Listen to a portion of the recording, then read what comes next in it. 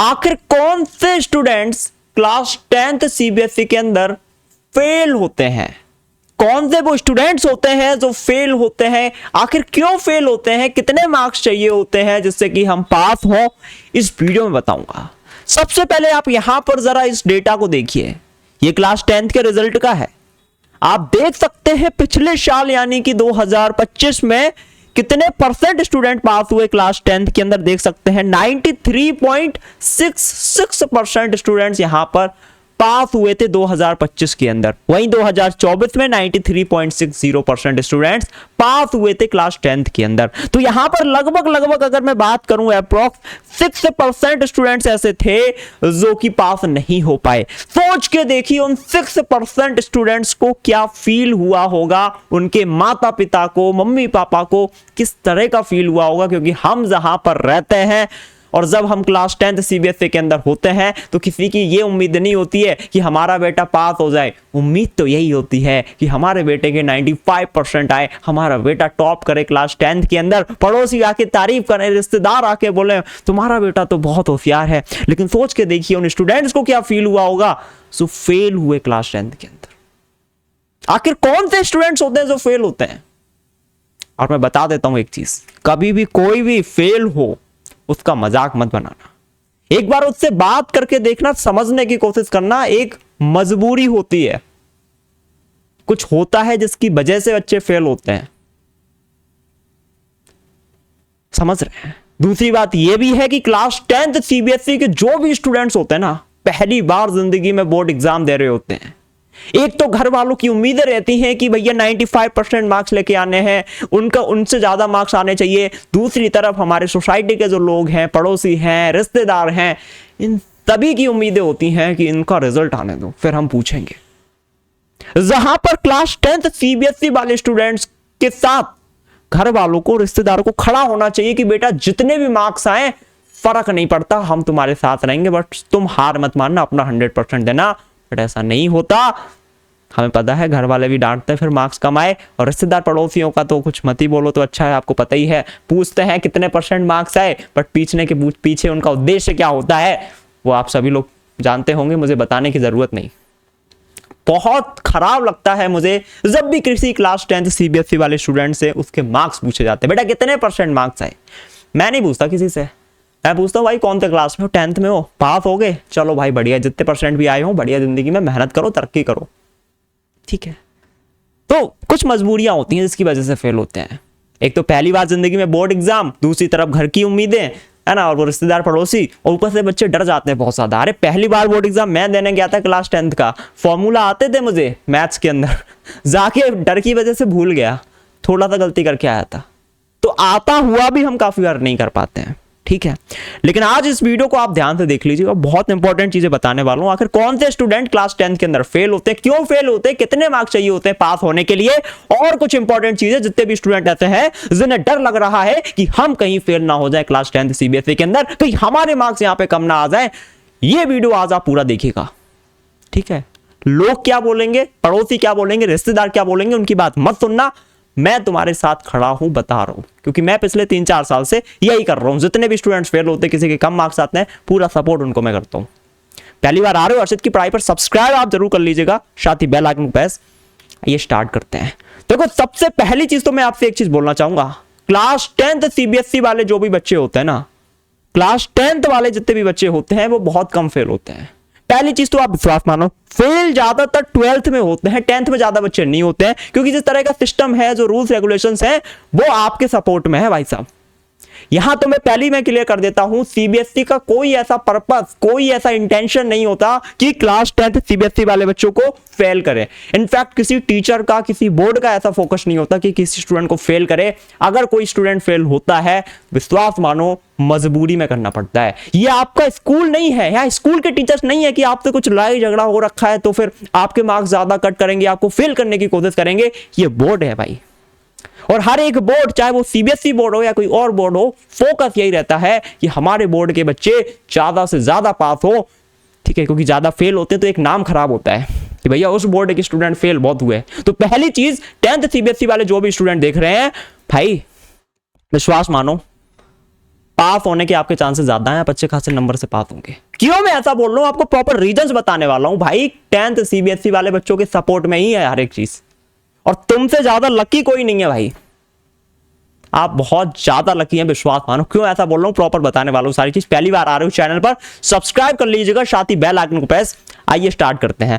मैं प्रॉपर बताऊंगा आपको कितने मार्क्स पास होने के लिए चाहिए होते हैं, कौन फेल होते हैं। प्रॉपर आप वीडियो को देखिएगा, कुछ चीजें आपको बता रहा हूं, सबसे पहले आप वो समझ लीजिएगा, ठीक है। देखो, क्लास 10th वाले बच्चे बहुत कम फेल होते हैं और आपके सपोर्ट में ही है हर एक चीज। क्यों मैं ऐसा बोल रहा हूं, जरा समझिएगा। सबसे पहली चीज तो ये है कि क्लास 10th सीबीएसई वालों की जो कॉपी चेकिंग हो रही है ना, वो फिजिकल कॉपी चेकिंग हो रही है, डिजिटल नहीं हो रही है। वही क्लास 12th सीबीएसई वालों की डिजिटल कॉपी चेकिंग हो रही है, और वो भी पहली बार। समझ रहे हैं? तो फिजिकल कॉपी चेकिंग हो रही है और लीनियंट चेकिंग होती है। देखो भाई, 10th सीबीएसई वाले प्यारे प्यारे से बच्चे होते हैं, जिंदगी में पहली बार बोर्ड एग्जाम देते हैं, वैसे ही डरे हुए होते हैं। और ये चीज जो है ना, टीचर समझते हैं, हर कोई समझता है, मैं भी समझता हूं।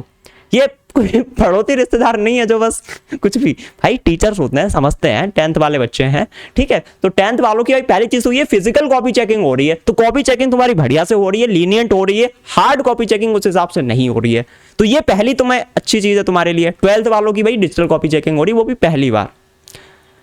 समझ रहे हैं? और एक चीज बता देता हूं, टीचर हो, जो टीचर्स होते हैं ना, उनका मेन फोकस ये रहता है कि भाई कहां कहां हम बच्चों को मार्क्स दे सकते हैं। इस चीज पे फोकस नहीं होता कि कहां कहां मार्क्स कट कर सकते हैं।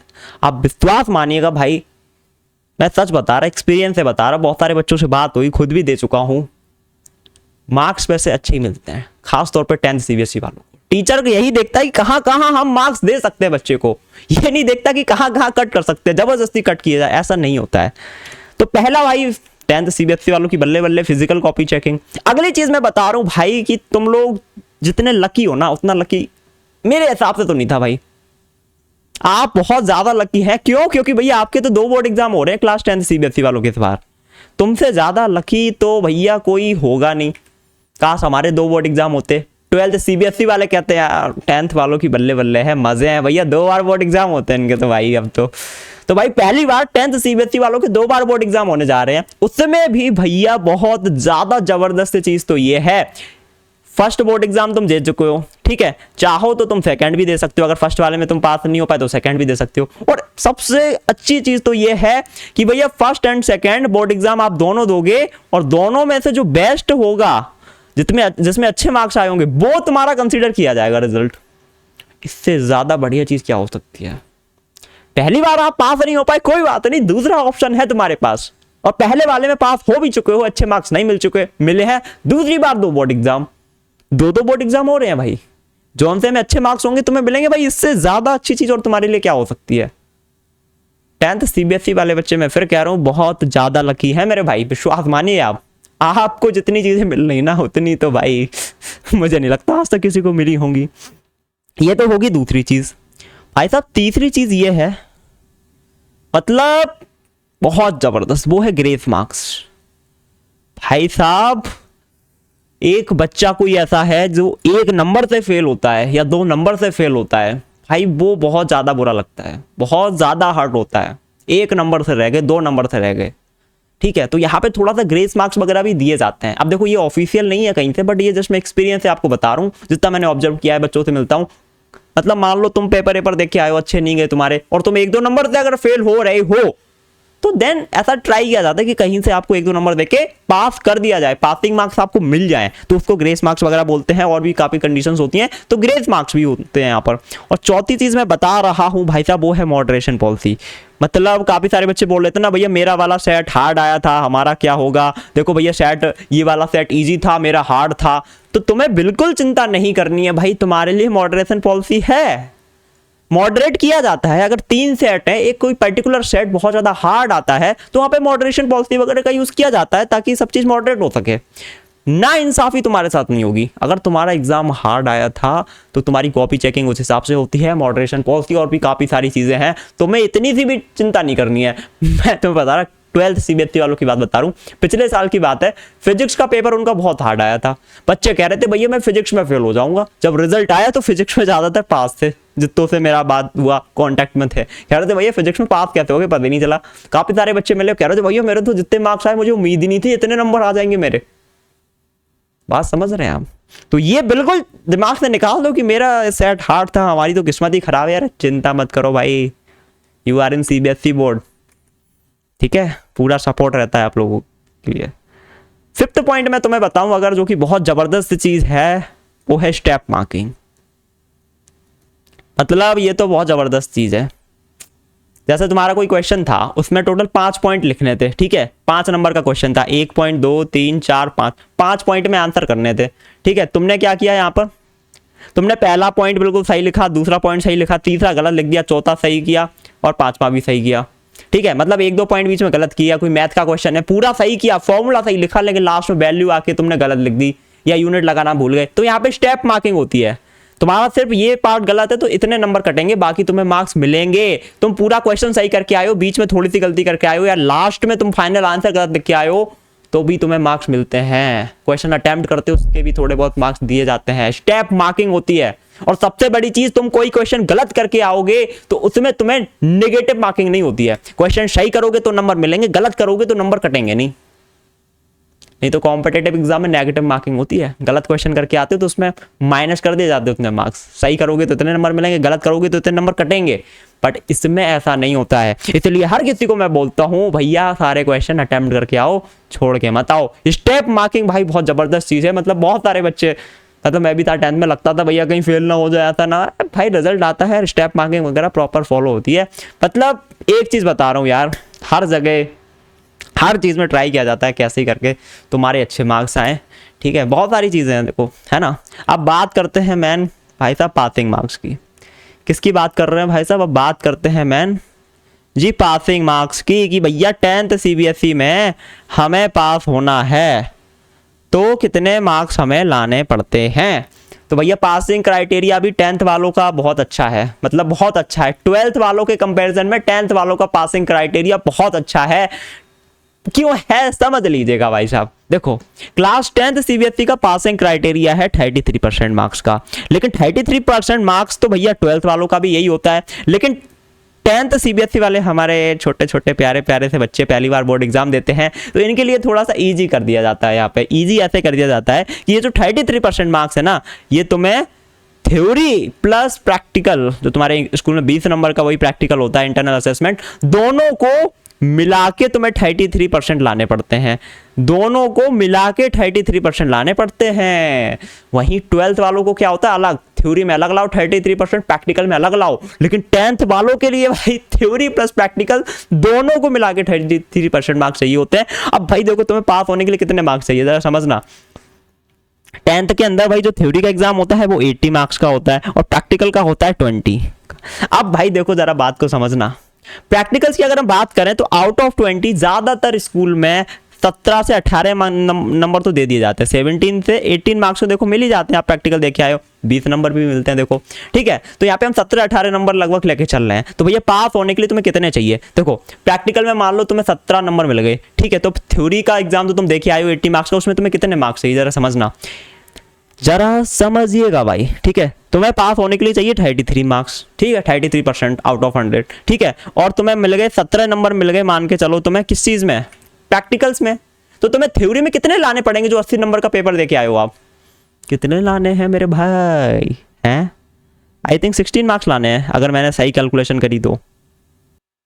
समझ रहे हैं, 16 मार्क्स लगभग, ठीक है। 17 नंबर। अगर सोचो भैया तुम्हें प्रैक्टिकल में 20 मार्क्स मिले हो, प्रैक्टिकल में अगर तुम्हें 20 मार्क्स मिले हो, अगर 20 मार्क्स मिले हो, तो तुम्हें थ्योरी में कितने नंबर लाने? सिर्फ 13 नंबर लाने।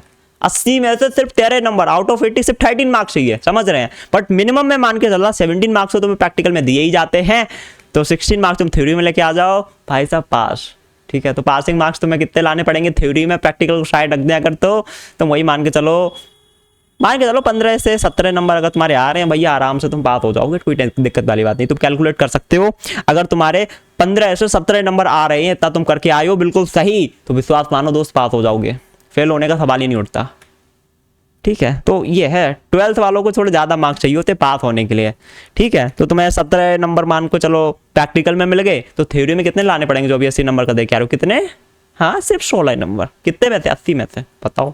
और अगर 20 नंबर मिले तुम्हें प्रैक्टिकल में, तो थ्योरी में कितने लाने? सिर्फ 13 मार्क्स ओनली। इससे ज़्यादा ज़बरदस्त चीज़ क्या हो सकती है। मैं बस इतना बोलूँगा, जितने भी 10th CBSE वाली वीडियो देख रहे हैं, सबसे पहले तो आप हर्षित की पढ़ाई को सब्सक्राइब कर लो, बेल आइकन प्रेस कर लो, रिजल्ट आएगा तब तक मैं आपके साथ खड़ा हुआ हूँ। कोई भी प्रॉब्लम आ रही है, टेंशन हो रही है, स्ट्रेस हो रही है, कुछ भी, आप नीचे कॉमेंट करो, मैं डेफिनेटली उस पर वीडियो बनाऊंगा, आपके साथ खड़ा हुआ हूँ।